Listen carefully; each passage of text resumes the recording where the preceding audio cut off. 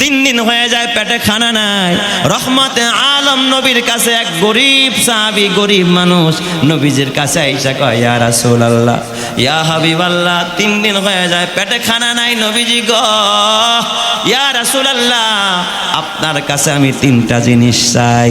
নবী ডাক দিয়া বলে, সাহাবী বলো তুমি কি চাও?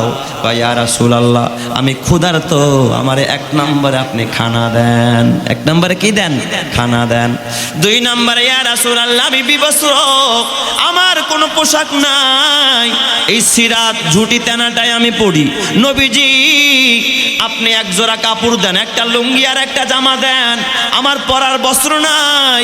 আর 3 নাম্বার, আমার বাড়ি এই মক্কায় না, আমার বাড়ি সুদূর ইয়ামানে, আপনি আমার একটা ঘোড়া দেন, এই ঘোড়ায় সওয়ার হয়ে আমি আমার বাড়িতে যাব।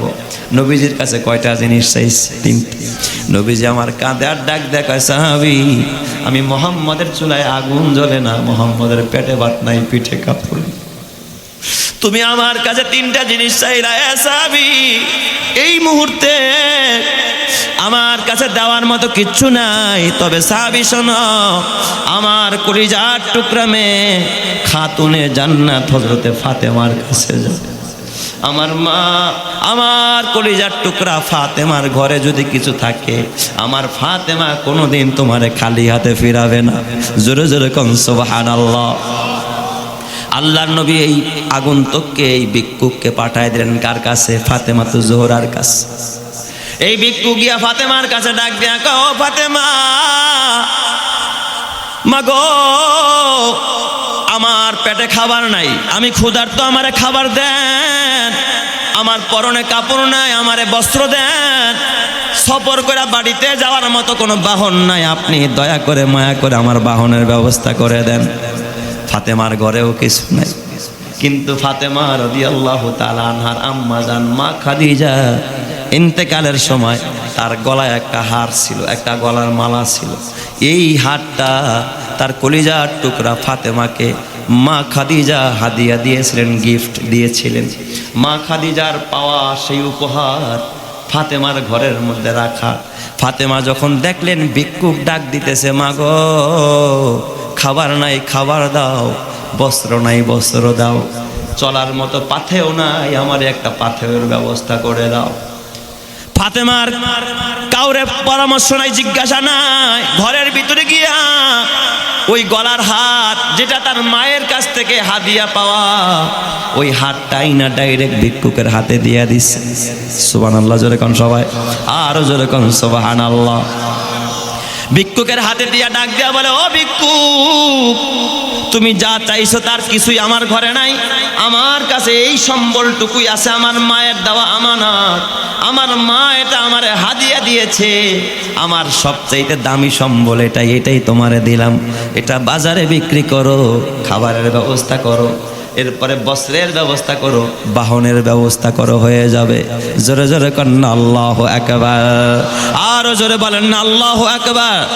ভিক্ষুক যখন এই গলার হার পাইলেন, হাতটা নিয়ে দৌড়ায়া সোজা বিশ্ব নবী, বিশ্ব মানবতার মুক্তির দূত আমার নবী, প্রিয় নবীজির কাছে দরবারে গিয়ে হাতটা হাজির করলেন। ইয়া রাসূলুল্লাহ, হযরতে ফাতেমা খাবার দিতে পারে নাই, কাপড় দিতে পারে নাই, ঘোড়া দিতে পারে নাই, তবে এই গলার হাতটা দিয়েছে। নবীজি বললেন, সাহাবীরা রে, কে আছো? এই হাতটাকে কোরায় করবা, কোরায় করে ওই টাকা দিয়া এই পথিকের ভিক্ষুকের যত প্রয়োজন আছে সব কিছু পুরা করে দিবা। সুবহানাল্লাহ। একজন সাহাবী ছিলেন হযরতে সালমান ফারসি রাদিয়াল্লাহু তাআলা আনহু। হযরতে সালমান তিনি লাভ দিয়া দাঁড়ায় বলেন, ইয়া রাসূলুল্লাহ, লাব্বাইক ওয়া সাদাইক ইয়া রাসূলুল্লাহ, ওগো নবীজি, এই হাতটা আমি ক্রয় করব। সালমান রে বলেন, দেখি হাতটা আমার হাতে দাও। নবীজি হাতে হাতটা দেইকা চোখের পানি ফালায় নবীজি কাঁদতেছে। সালমান বললেন, মা ইউবকিকা ইয়া রাসূলুল্লাহ, ওগো নবীজি, এই হাত দেখে আপনি কেন কাঁদেন? নবীজি আমার ডাক দিয়া কয়, হাতটা দেখার সাথে সাথে অতীতের একটা স্মৃতির কথা আমার মনে পড়ে গেছে। আমার দুঃখের দিনের সাথী, যার সম্পদ আমি মুহাম্মদের কদমে না ডাললে আমি মুহাম্মদ এই জমিনের মধ্যে স্বাচ্ছন্দ্যের দিন প্রচার করতে পারতাম না। আমার দুঃখের দিনের সাথে আমার খাদিজা, এই হাতটা ছিল আমার খাদিজার। এটা তার কলিজার টুকরা মেয়ে ফাতেমারে হাদিয়া দিছে। আর আমার কলিজার টুকরা মেয়ে ফাতেমা তার দামি জিনিসটা মায়ের পাওয়া একটা আমানত, মায়ের দেওয়া একটা গিফট, যেটা মানুষ যত্ন সহকারে স্মৃতি সহ রাখে, এইটাই আমার মেয়ে আল্লাহর রাস্তায় দিয়া দিচ্ছে। সুবহানাল্লাহ জোরে কোন সবাই। হার কে দারি সরফে কুন্দর রাহে হার কে দারি সরফে কুন্দর রাহে লং তানালুল বিররা হাত্তা তুনফিকু। প্রিয় জিনিসটা আল্লাহর রাস্তায় দিয়েছেন, নবী কাঁদতেছে। সালমানের বুঝতে বাকি না, ইয়া রাসূলুল্লাহ আমি কিনবো পাওনার চাইতেও তার বেশি দিব। এই পরিমাণ টাকা দিলেন ভিক্ষুকরে, যার দ্বারা তার খাবার হয়, বস্ত্র হয়, গোড়ারও ব্যবস্থা হয়ে গেছে। আরো কিছু টাকা এক্সট্রা তাকে দিয়া হাতটা সালমানে ফার্সি হাতে নিয়ে নিলেন। সালমানে ফার্সি হাতে হাতটা নিয়া এরপরে ডাক দিয়া বলে, ইয়া রাসূলুল্লাহ ইয়া হাবিবাল্লাহ, হাতটা আমি কিনছি ঠিক, কিন্তু এই হাতটা আপনাকে আমি হাদিয়া দিয়ে দিলাম। জোরে জোরে কন্না আল্লাহু আকবার, আরো জোরে কন্না আল্লাহু আকবার। বিশ্বনবীকে হাতটা হাদিয়া দিয়ে দিলেন। বিশ্বনবী হাতটা হাতে নিয়া নবী আমার ডাক দিয়া বলে, সালমান এই হাতটা আমার অভাবী মেয়ে ফাতেমা, যার ঘরে খাবার নাই, চুলায় আগুন জ্বলে না, একটাই ছিল মাত্র সম্বল, এটা দিয়া দিছে আমার কলিজার টুকরা ফাতেমার কাছে হাতটা পাঠায়া দাও। হযরতে ফাতেমার কাছে হাতটা পাঠায়া দেওয়া হলো। ভিক্ষুকের চাহিদাও পুরা হয়ে গেল।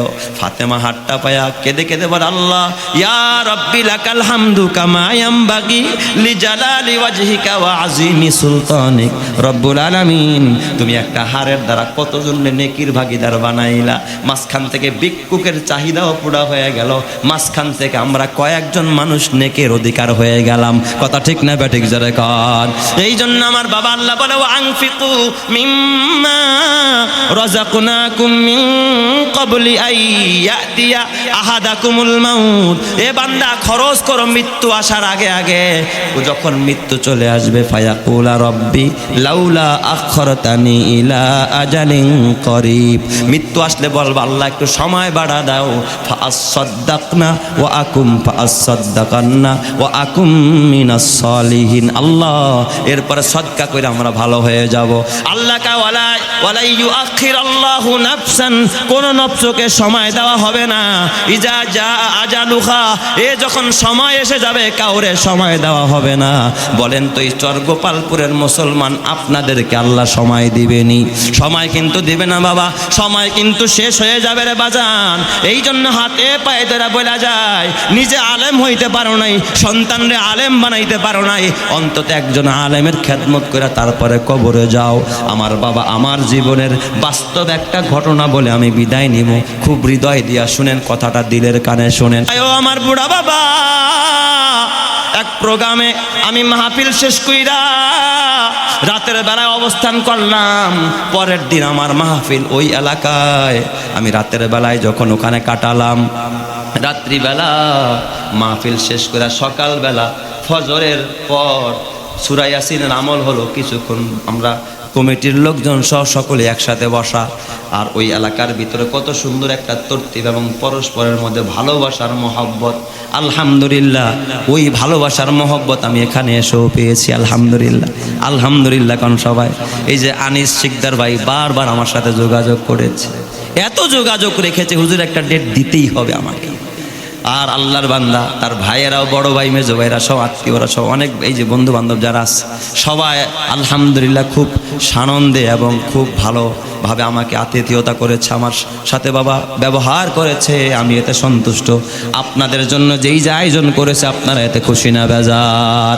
আল্লাহ সবাইকে জান্নাতি করুক, জোরে কান আমিন। এ আমার বাবা, খুব ভালো করে শুনবা। সকালবেলা কয়, হুজুর কেশিয়ার সাহেবের বাসায় আপনার খানা।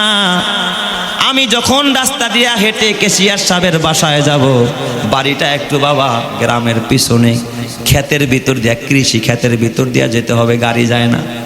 আমার কাছে হুজুর কষ্ট নিয়েন না, 2-3 মিনিট হাঁটতে হবে। বাগান আছে, বাগান, উত্তরাঞ্চলে তো বাগান থাকে বেশি। হঠাৎ কুয়াশার চাদরে ঢাকা পৌষ মাস, 2 হাত সামনে কিচ্ছু দেখা যায় না। হঠাৎ আমি যখন তাদের সাথে 8-10 জনের একটা কাফেলা, সবাই মিলে তার বাসায় খাবে সকালবেলা, আবার দুপুরে আরেকজনের বাসায়, এইভাবে তারা ভাগ করে কমিটির একটা অনুষ্ঠান করে আর কি, মাহফিলের আয়োজন, তাফসির মাহফিল। ওরা তাফসির কমিটি বলে, লম্বা একটা কমিটি, অনেক বড়, 60-70 জনের একটা কমিটি। আমরা সেখানে রওনা। হঠাৎ কিছু দূর যাওয়ার পর হঠাৎ দেখি অন্ধকারের মতো আর কি, কুয়াশায় দেখা যায় না। কিছুক্ষণ পর শিয়ালের ডাক আমার কানে আসতেছে। আমি বড় অবাক, খায় কোন জঙ্গলে নিয়ে যায়। হঠাৎ দেখি ডানে তাকায়া বিশাল বড় এক জঙ্গল দেখা যায়, ঘাস, আবার দেখি বাঁশের চাটায়া। আমি বুঝতে পারলাম না ব্যাপারটা কি, কোথায় নেয়। একটু ভালোভাবে নজর দিয়া দেখি এটা একটা কবরস্থান। এই কবরস্থানের পাশ দিয়ে আমারে নিয়ে যায়। এ বাবা, এই কবর কিন্তু তোমার প্রথম ঘাঁটি। এই কবরে যার, এ বাবা, কবরে যার সাথে ভালো ব্যবহার করা হবে, সব ঘাঁটিতে তার সাথে ভালো ব্যবহার করা হবে। আর এই কবরে গিয়া যদি কেউ একবার ধরা খেয়ে যায়, সব জায়গার মধ্যে ধরা খেয়ে যাবে। কথা ঠিক কি না? প্রথম ইমিগ্রেশনে যদি কেউ ধরা খেয়ে যায়, সব জায়গায় শুধু ধরা আর ধরা। এই প্রথম হবে, কবর হবে প্রথম ঘাঁটি। দেখলাম একটা কবর, অনেকগুলো কবর, শিয়ালের ডাক, কুয়াশার চাদরে ঢাকা। হঠাৎ কিছু দূর অগ্রসর হওয়ার পর আমি তাকায়া দেখি মাদ্রাসার ছোট্ট এক বাচ্চা, লাল রুমাল তার মাথায় বান্ধা, জামাটার এমন অবস্থা, জীবনে স্ত্রী কারে কয় বুঝে না, ঘুরাইতে ঘুরাইতে পিছ দিয়া বারান্দায় উঠে গেছে।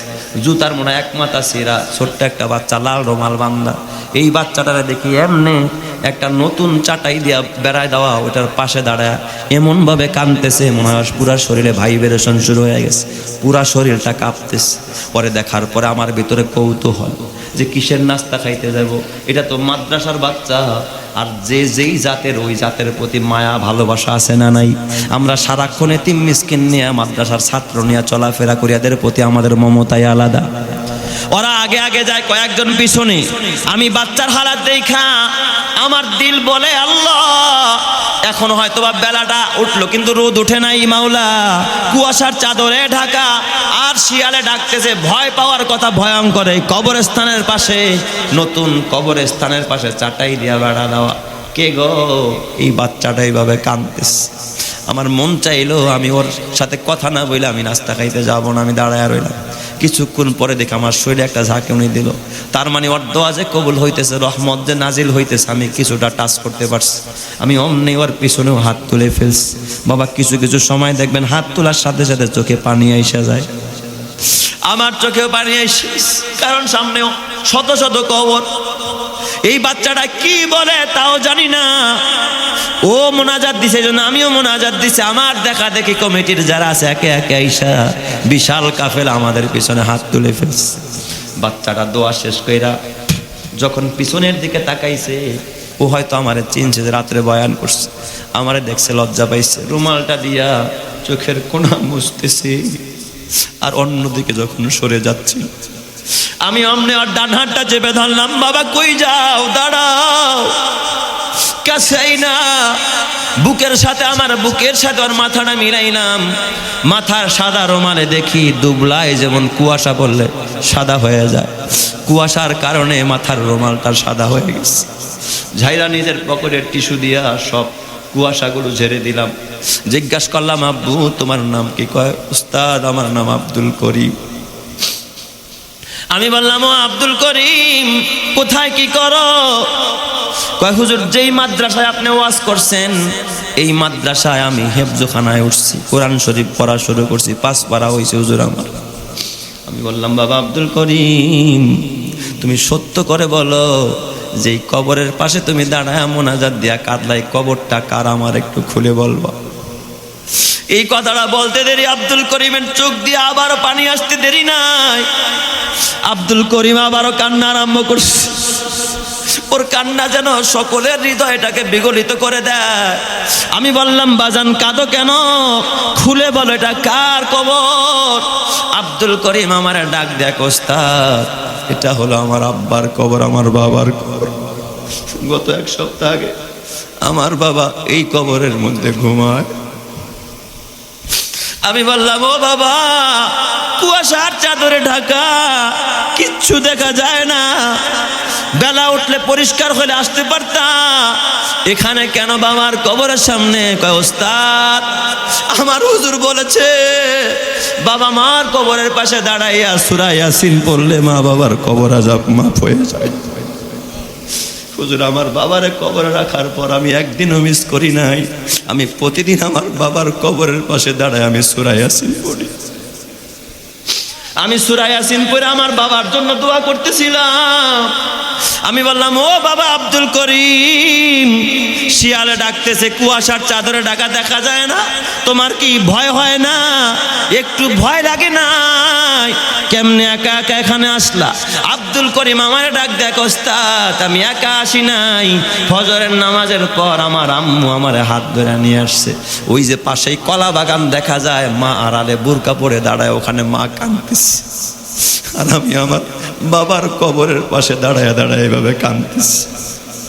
এ বাবা কালকে যদি মরে যাস তোর কবরে কাদার মতো কেউ আসেনি? গান শোনার মতো সন্তান নাই, খা কবরে রওনা করলি, গাঁজা খাওয়ার মতো সন্তান আছে, বিড়ি খাওয়ার মতো সন্তান আছে, জিনা করার মতো সন্তান আছে, মিথ্যা কথা বলার মতো সন্তান আছে, কোরআন পড়ার মতো সন্তান রাখছিস নি, একটা কোরআনওয়ালার খেদমত করছিস নি। কালকে যদি কবরে শুয়ে যা, যদি পাশেই কবরস্থান, কয়জন সন্তান বাবার কবরের পাশে কাঁদে, মার কবরের পাশে কাঁদে।